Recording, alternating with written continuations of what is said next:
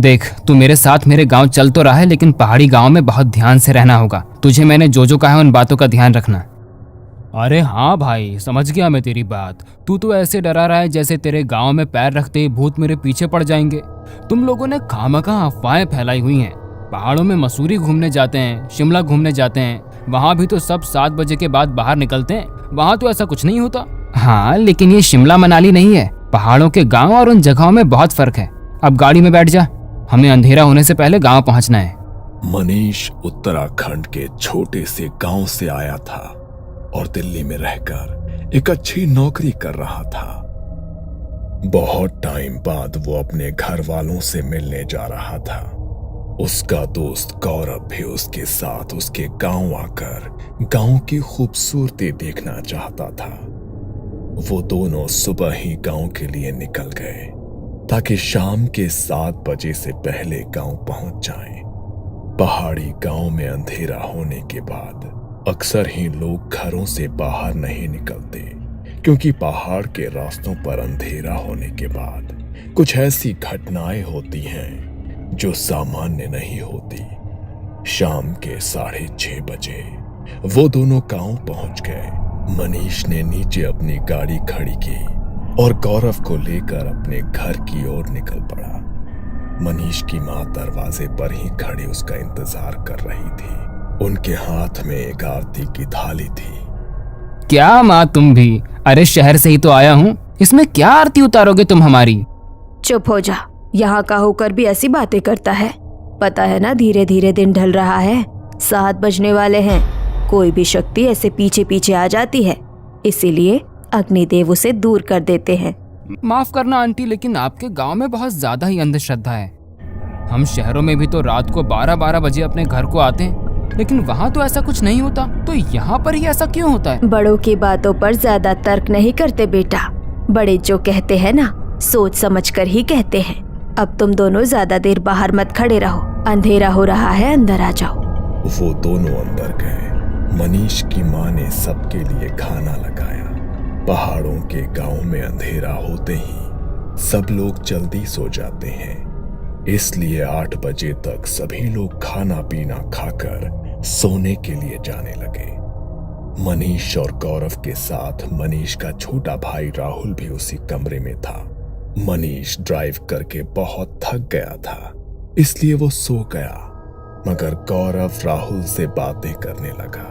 अच्छा राहुल, मुझे एक बात बताओ, तुम्हारे गांव में ये जो बात बोली जाती है कि शाम के 7 बजे के बाद घर से बाहर मत निकलो वरना कोई शक्ति तुम्हारे पीछे लग जाएगी, इस बात में तुम्हें कितनी सच्चाई लगती है? बात तो बिल्कुल सच्ची है गौरव भैया।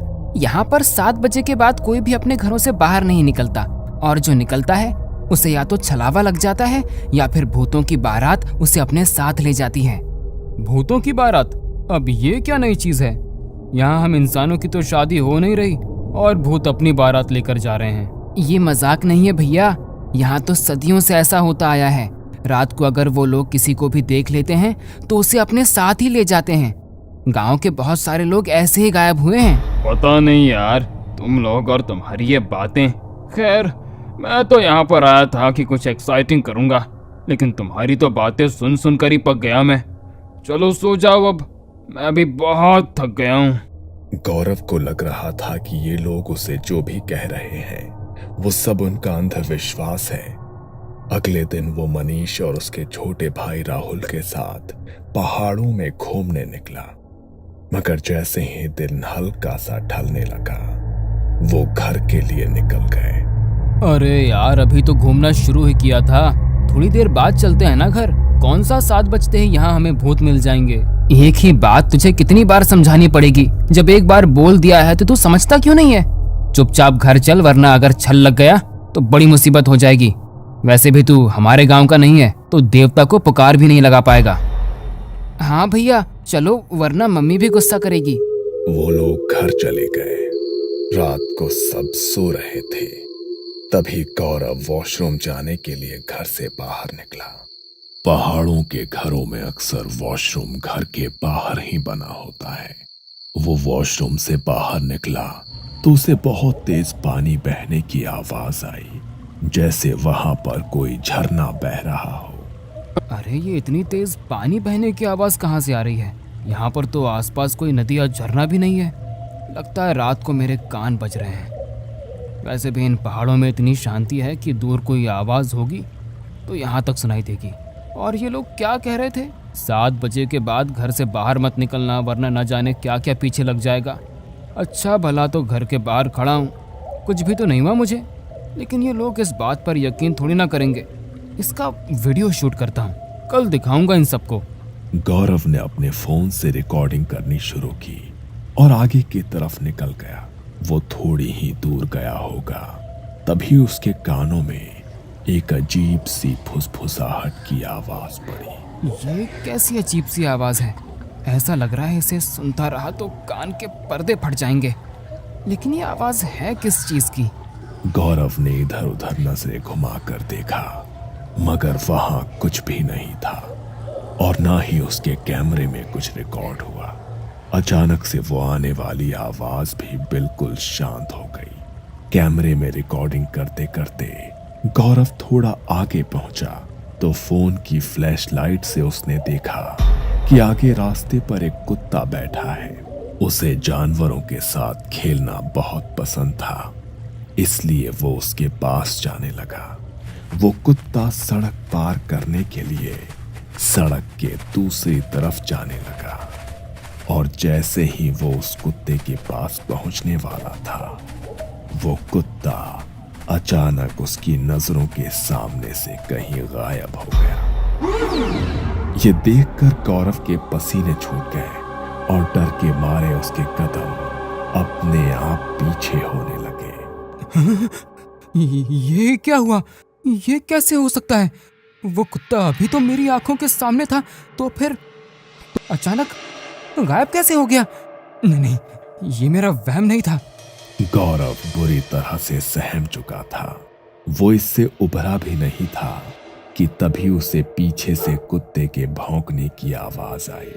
वो घबराया और उसने पीछे मुड़कर देखा तो वही कुत्ता उससे बहुत दूर खड़ा था और देखते ही देखते वो फिर से उसकी नजरों के सामने से ओझल हो गया।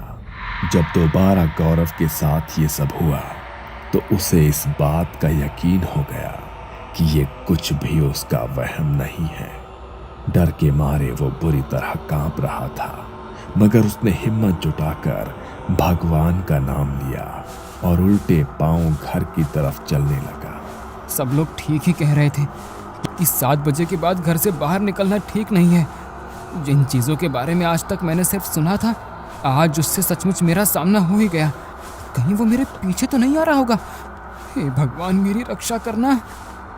गौरव डरते हुए अपने कदम आगे बढ़ा रहा था, तभी उसे अपने पीछे किसी के कदमों की आहट महसूस हुई। वो अपने कदम और तेजी से बढ़ाने लगा, तभी उसके कंधे पर किसी ने अपना हाथ रखा। वो इतनी बुरी तरह डर गया कि उसके गले से उसकी चीख भी नहीं निकल पाई। तभी उसके सामने एक आदमी आकर खड़ा हुआ। वो दिखने में बिल्कुल सामान्य था, इसलिए गौरव की जान में जान आई। तुम्हें पता है ना, शाम को 7 बजे के बाद यहाँ अपने घरों से निकलना मना है। लगता है तुम जैसे लोगों को अपनी जान प्यारी नहीं है। अभी थोड़ी देर बाद भूतों की बारात निकलने वाली है यहाँ से, और अगर उनकी नजर गलती से तुम्हारे ऊपर पड़ गई तो तुम सुबह का सूरज नहीं देख पाओगे। आप मुझे डराने की कोशिश मत कीजिए काका। और आप भी तो इस समय यहाँ पर अकेले घूम रहे हैं। क्या आपको किसी से डर नहीं लगता? लगता था, मुझे भी डर लगता था, लेकिन एक रात मेरा ये डर हमेशा के लिए खत्म हो गया। क्या? कैसे खत्म हो गया आपका डर?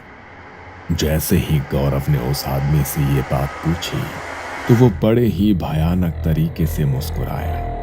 उसका चेहरा अचानक किसी मुर्दे जैसा हो गया और चेहरे का मांस मोमबत्ती के मोम की तरह पिघलने लगा। आंखों का रंग पूरी तरह सफेद पड़ गया और देखते ही देखते वो अपनी हड्डियों को मरोड़ने लगा। उसे देखकर गौरव जोर से चीखा और वहां से भागने लगा, मगर वो आदमी उससे भी तेज गति से उसके आगे आगे भाग रहा था। ये देखकर डर के मारे गौरव का बैलेंस बिगड़ गया और वो झाड़ियों में गिर गया। उसने बाहर की तरफ जाकर देखा तो दौड़ते दौड़ते आदमी अचानक वहां से गायब हो गया।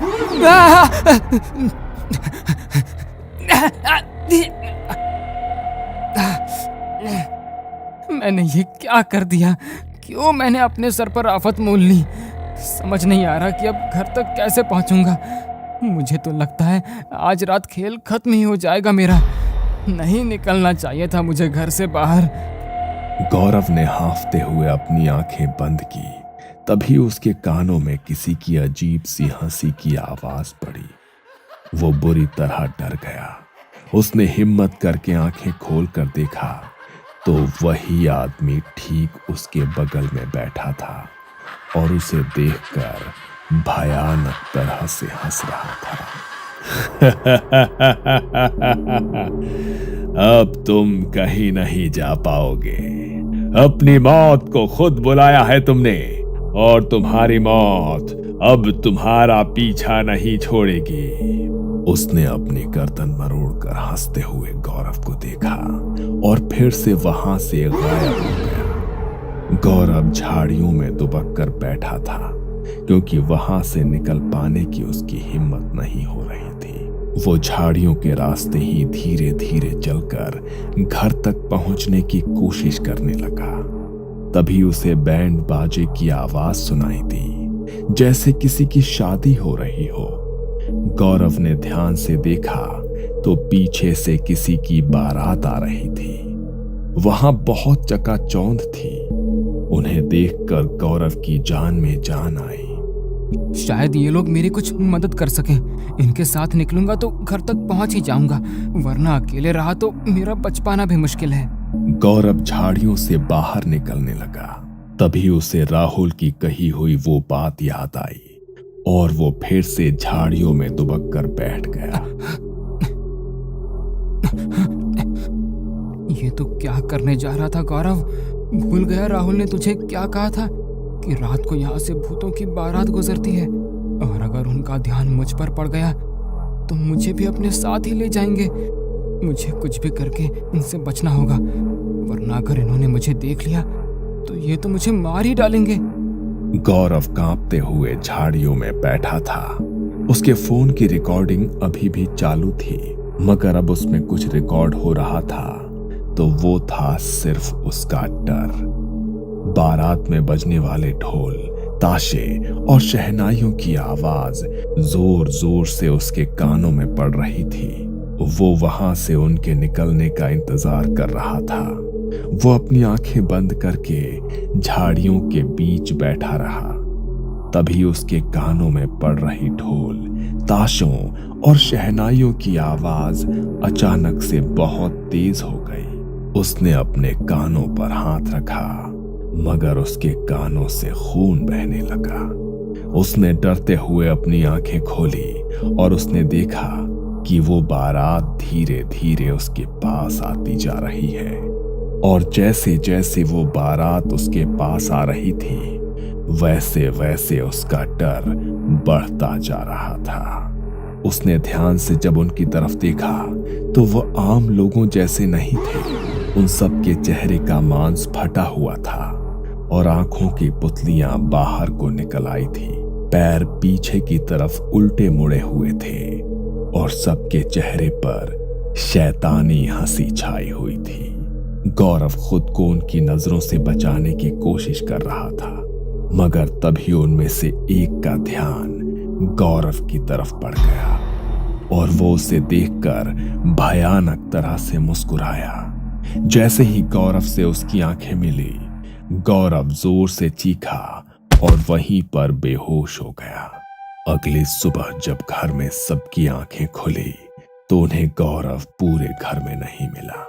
अरे रात को तो वो हमारे साथ ही सोया था, तो अचानक से कहाँ चला गया? और उसे तो यहाँ के रास्तों का भी पता नहीं है, तो अकेले कहाँ जा सकता है वो? सब उसे लेकर बहुत परेशान थे। तभी थोड़ी देर बाद एक लड़का दौड़ता दौड़ता मनीष के घर आया और उसने मनीष को कुछ ऐसा बताया जिसे सुनकर उसके पैरों तले से जमीन खिसक गई। मनीष भागता हुआ उसके साथ गया तो देखा कि झाड़ियों के रास्ते एक पेड़ पर गौरव का शरीर लटका हुआ था। उसकी आंखों की पुतलियां गायब थी और जुबान बाहर को निकल कर आ चुकी थी। हाथ पैरों को किसी ने बुरी तरह मरोड़कर उल्टा कर दिया था। वो उसे देखकर जोर जोर से रोने लगा। अब उसके शरीर को पेड़ से नीचे उतारा गया तो मनीष ने देखा कि गौरव की शर्ट की जेब में उसका फोन था जिसमें कल रात की रिकॉर्डिंग थी। मना किया था मैंने कि 7 बजे के बाद घर से बाहर मत निकलना लेकिन तूने मेरी एक बात भी नहीं सुनी। काश तूने मेरी बात मान ली होती मेरे दोस्त। अपनी जिद की वजह से गौरव की जान चली गई। पहाड़ी गांवों में अक्सर ऐसी चीजें होनी बहुत आम है, इसलिए आज भी लोग वहां पर 7 बजे के बाद अपने घरों से नहीं निकलते। और अगर कोई वहां पर बने नियमों को तोड़ने की कोशिश करता है तो उसका वही अंजाम होता है जो गौरव के साथ हुआ। ये कहानी आपको अच्छी लगी हो तो हमें सब्सक्राइब करें, हमारा इंस्टाग्राम और फेसबुक पेज जरूर फॉलो करें। अगर आपके पास ऐसी ही कोई कहानी हो तो हमें कमेंट बॉक्स में भेजें। हम कोशिश करेंगे कि अगली एनिमेटेड स्टोरी आपकी होगी।